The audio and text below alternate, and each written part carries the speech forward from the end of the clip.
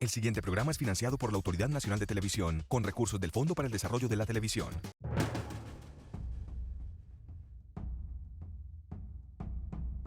Muy doloroso porque nos tocó de salir prácticamente sin nada. Nos tocó de dejarlo todo.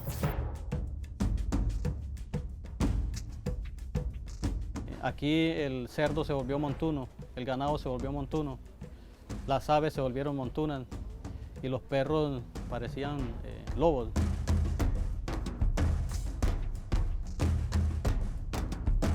Se escuchaba caer las balas ahí como granizo, a los lados de uno.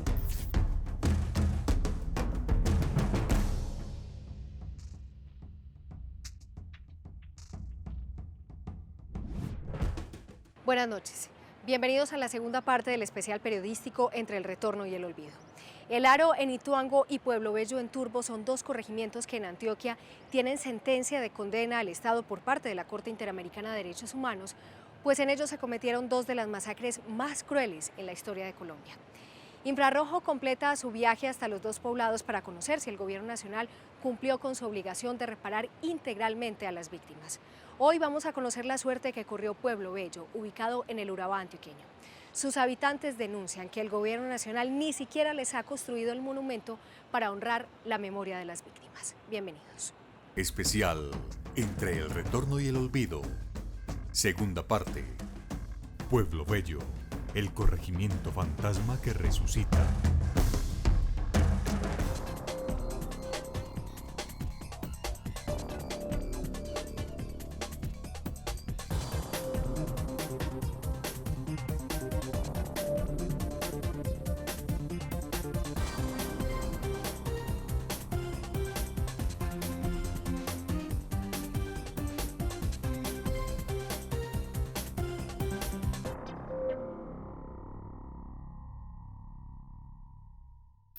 En el capítulo anterior. El Aro en Ituango está en peligro de desaparecer. Tiene tan pocos habitantes que de corregimiento pasaría a convertirse en vereda. El pueblo no pudo reponerse de la incursión perpetrada por 200 paramilitares conocidos en la región como los Mochacabezas en 1997. El Aro quedó desocupado. Hoy, 17 años después, el corregimiento sigue convertido en un pueblo fantasma. Más de la mitad de las viviendas están desocupadas y la reconstrucción de las casas quedó a medias. Sus habitantes están a la expectativa, pues no saben cómo Hidroituango les cambiará la vida. Hoy, El Aro y Pueblo Bello, los dos corregimientos que tienen sentencia de la Corte, viven realidades muy diferentes.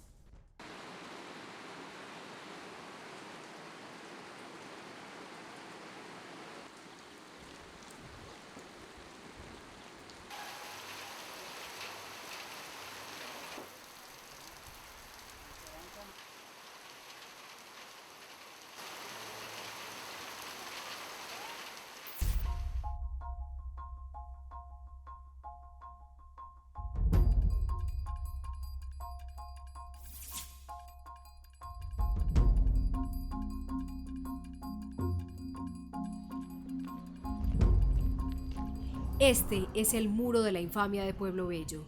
En él están los rostros de las víctimas que en 1990 Fidel Castaño mandó a secuestrar, torturar y asesinar como venganza por las 43 reses que le habían sido robadas. Descargó su ira en Pueblo Bello porque supo que por allí la guerrilla había pasado el ganado robado. Empezaron a recoger gente de los estaderos, de las iglesias, se metían a las casas, las tumbaban, los sacaban y quemaron casas. Y los amordazaron, los amarraron y los tiraron boca abajo en la plaza. Procedieron después a montarlos en los camiones y fue cuando se los llevaron. Se dice que entre las 7 de la noche, de 7 a 7 y media de la noche, recogieron las víctimas de aquí de la plaza, los subieron en 3 camiones, eran 3 camiones, salieron hacia los lados de San Pedro. Lo que es más incógnito es que antes de llegar a San Pedro había una base militar del ejército.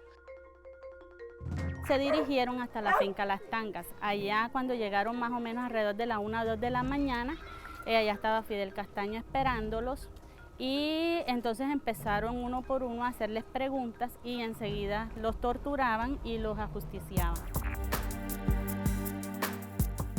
En un operativo relámpago, las autoridades lograron exhumar 24 cuerpos de las tangas que fueron llevados hasta el hospital de Montería.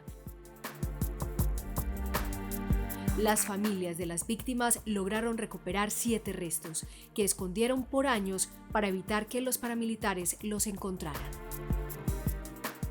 Tuvieron que esconderlas, tuvieron que custodiar, porque es que el objetivo de Fidel era desaparecerlas. Ellos cuentan todas las peripecias, todos los traslados que hicieron, el cuidado que tenían de que en cada bolsita no se fuera a sacar, perder ningún huesito, de esconderlos, de ocultarlos, de protegerlos para que nadie, ni fuera autoridades civiles, ni autoridades políticas, ni autoridades militares, ni policías, ni las autodefensas pudiesen encontrar esos cuerpos, porque el objetivo era desaparecerlos. Sepultados en una fosa común en el cementerio del corregimiento, donde la familia le prestaba seguridad durante el lapso de tiempo para que no fueran robados o sacados, porque era la única esperanza y determinación que tendríamos ante el Estado si al realizarse las pruebas de ADN correspondían a nuestros seres queridos.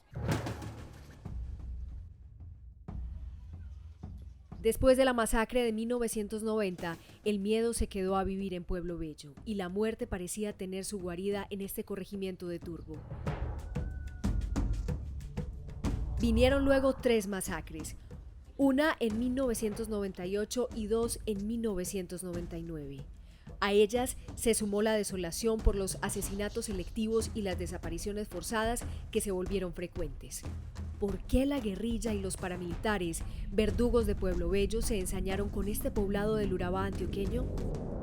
A este sector, en la parte de arriba, sale toda la cordillera del nudo del Paramillo, y eso se convierte en un corredor para los grupos al margen de la ley. Pueblo Bello, por esa posición, se convierte en un sitio donde todo el mundo baja, y en ese tiempo había que hacerle favores al que llegara porque la gente no tenía la posibilidad de decir que no. Poco a poco se inició una desbandada de pobladores hacia otras localidades cercanas y así el corregimiento se fue quedando solo. Acá quedó todo, los bienes, propiedades, animales, los productos, cultivos, todo eso.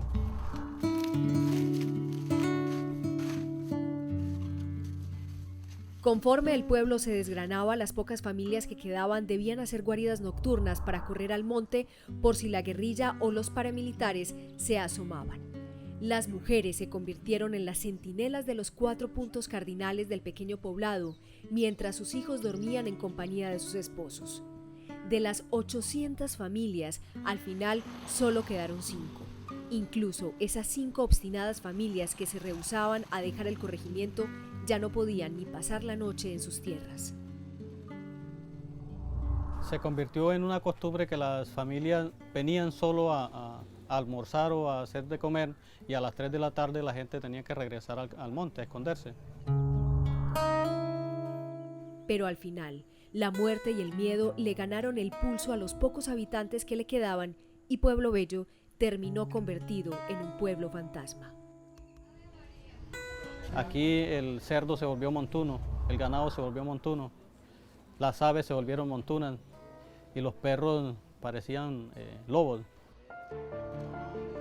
Por la masacre de 1990, la Corte Interamericana de Derechos Humanos condenó en 2006 al Estado colombiano por considerar que violó los derechos a la vida, a la integridad personal y a la libertad de las 43 personas desaparecidas y sus familias.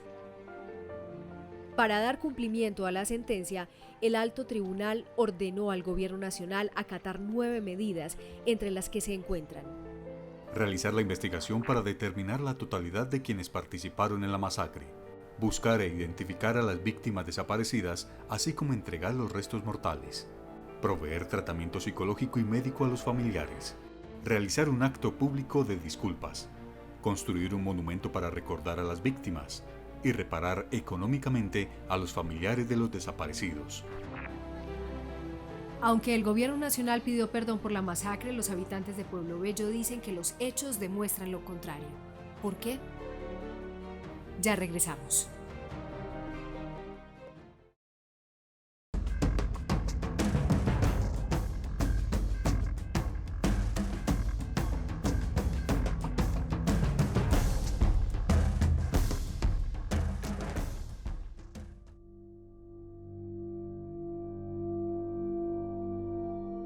Muy doloroso porque nos tocó de salir prácticamente sin nada. Nos tocó de dejarlo todo. Las casas que teníamos nos quedó llenas de las cosechas, de arroz, quedó maíz en el monte, una parte recogido. Hoy, después de lustros de abandono, Pueblo Bello, el pueblo fantasma de Turbo, se está llenando de nuevo. Aunque el retorno inició hace ya algunos años en la cabecera corregimental, a las veredas apenas están llegando sus pobladores. Las familias están colonizando otra vez la selva, están conquistando de nuevo las tierras que alguna vez les pertenecieron y que terminaron abrazadas por la espesa y húmeda vegetación del Urabá antioqueño. Es el caso de la vereda La Esperanza, ubicada a 3 horas a caballo desde la cabecera de Pueblo Bello. Cuando regresaron y tras 19 años de abandono, los habitantes de la vereda La Esperanza, lo único que encontraron fue esto, las ruinas de la que alguna vez fue la escuela. Ellos albergan la esperanza de contar de nuevo con una institución educativa para sus habitantes.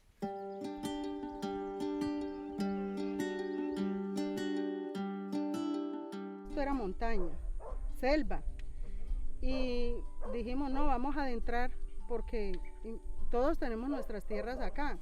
Vamos a adentrar y bueno, adentramos y fue muy duro. Ahora mismo llevamos una meta. ¿Cuál es esa meta? Construir un nuevo sueño llamado Nueva Esperanza. Así se llama el sueño que tenemos. Las 20 familias que recién llegaron a La Esperanza preparan la inauguración de la vereda. Pese al poco tiempo que llevan allí, ya construyeron una caseta comunal y una cancha central. Hoy viven de la cosecha de maíz, cacao y maracuyá. Aquí lo que usted siembra, lo recoge, porque es que estas tierras son muy fértiles.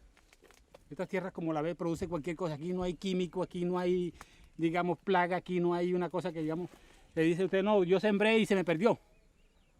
Jamás.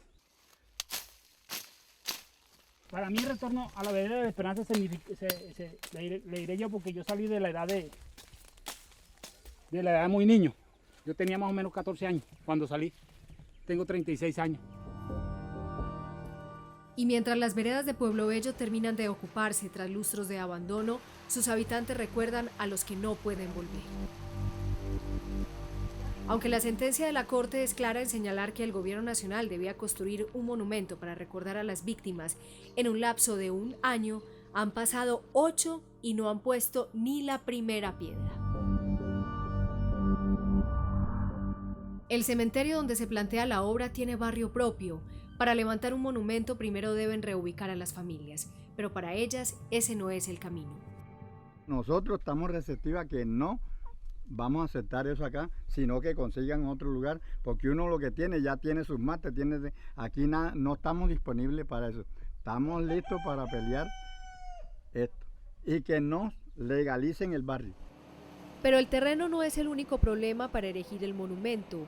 Apenas este año el gobierno nacional presentó la propuesta a sus pobladores y estos dicen no identificarse con ella.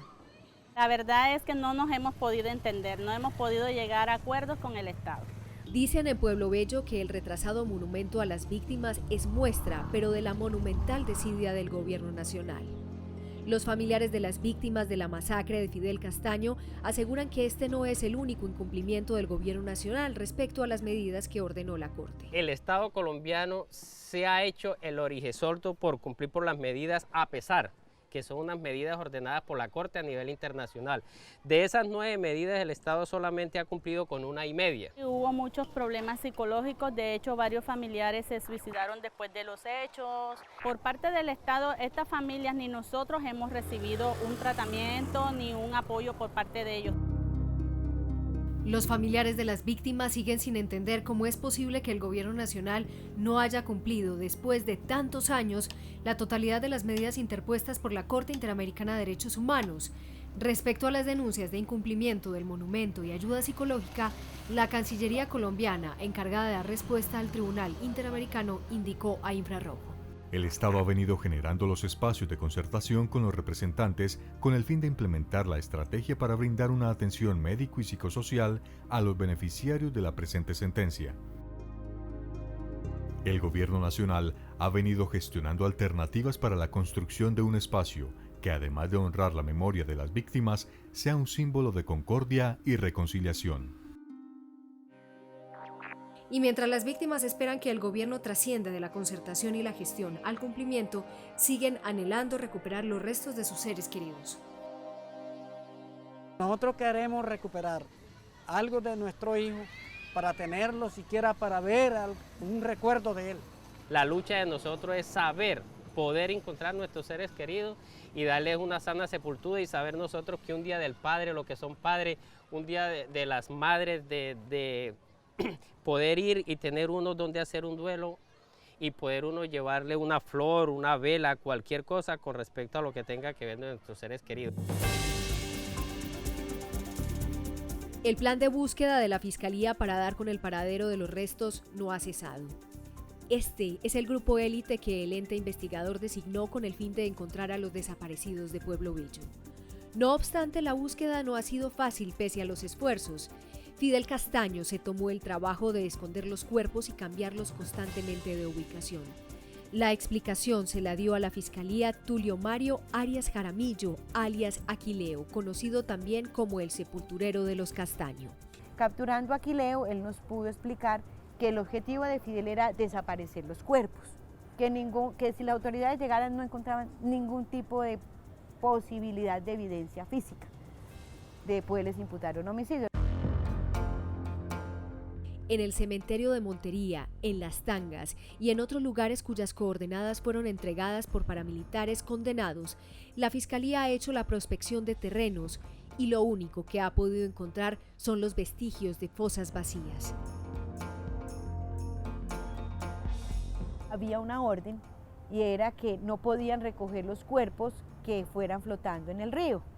Entonces lo que hacían las autoridades y las personas del sector ribereño era que veían un cuerpo y con un palito lo corrían para que siguiera río abajo.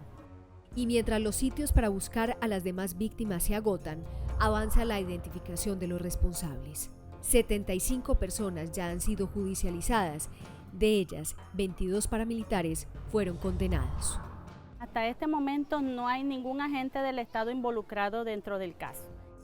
Al respecto, Jorge Humberto Victoria, alias 90, postulado a Justicia y Paz y quien en su momento era el enlace de los paramilitares con la fuerza pública, aseguró a la Fiscalía que en esa organización criminal había nómina paralela con agentes estatales.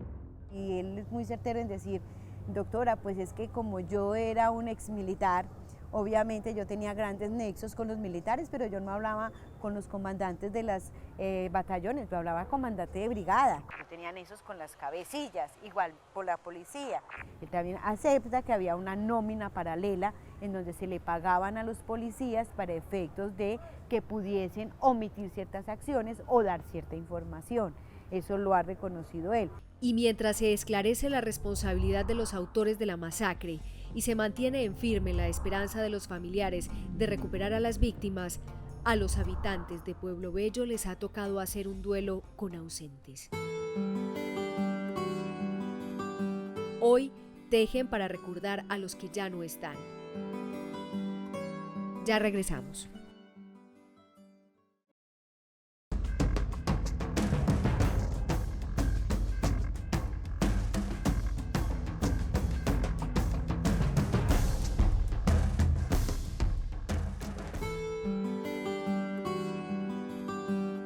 Pueblo Bello hoy teje a sus muertos, lo hace para sanar las heridas.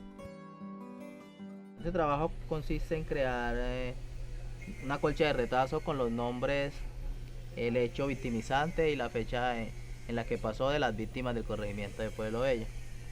Pero lo interesante es que haciendo ese trabajo hemos podido descubrir que Pueblo Bello, dentro de sus víctimas, son muchísimos más los desaparecidos que los muertos que hemos podido encontrar.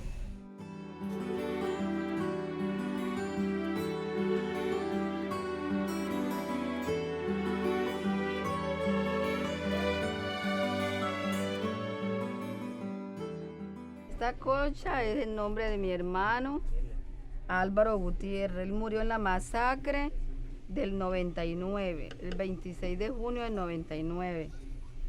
Como mi hijo hace parte de hacer esas colchas, él vino aquí y yo le dije, papi, yo pinto esta colcha porque quiero que sea mi hermano. La colcha representa el proceso de recuperación emocional que los ha unido, después de 25 años, no solo para hacer memoria, sino también para tomar fuerzas y pensar en el futuro. Pues lo encuentra en una etapa, digamos, de dejar atrás lo que pasó y volver a reiniciar. La colcha será expuesta en el Salón de la Memoria, uno de los espacios que tendrá el Centro Comunitario Remanso de Paz, que hace parte del proceso de reparación colectiva que avanza en el corregimiento.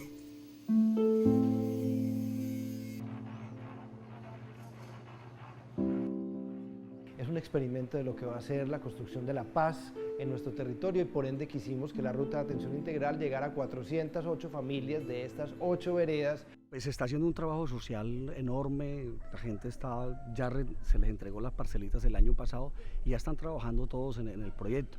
Entramos por ahorita por el Pacto Agrario, gracias a Dios nos consiguió 3.000 millones de pesos y ya el proyecto en 2 mesecitos estamos arrancando, Dios mediante. En Pueblo Bello hayan alrededor de unas 70 hectáreas de cacao ya en producción que generan ingresos económicos para la familia.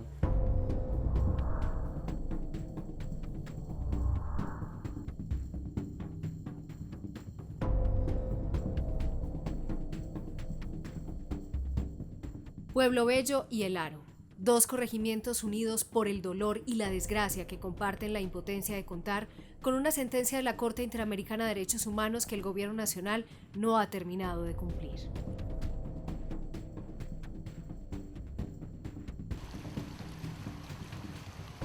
Víctimas por incumplírsele o violársele los derechos consagrados en la Carta y revictimizados porque el Estado no está cumpliendo la obligación de cumplir y acatar fielmente los fallos de la Corte.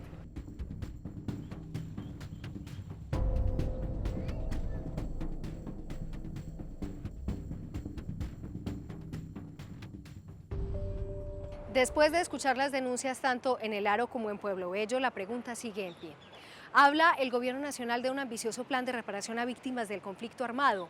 ¿Podrá lograrlo cuando ni siquiera ha conseguido reparar a las víctimas de 2 de los hechos más atroces en la historia de Colombia que tienen sentencia internacional? Feliz noche. Ahora yo vivo en Pueblo Bello porque acá ha cambiado mi vida. Acá yo me siento sabroso porque tengo toda comida, pero de todas las comidas, como una que es más preferida, pero de todas las comidas, como una que es más preferida.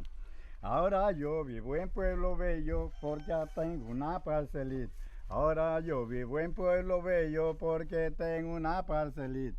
Acá me la paso sabroso comiendo de toda frutica. Y acá me la paso sabroso comiendo de toda frutica. El anterior programa fue financiado por la Autoridad Nacional de Televisión, con recursos del Fondo para el Desarrollo de la Televisión.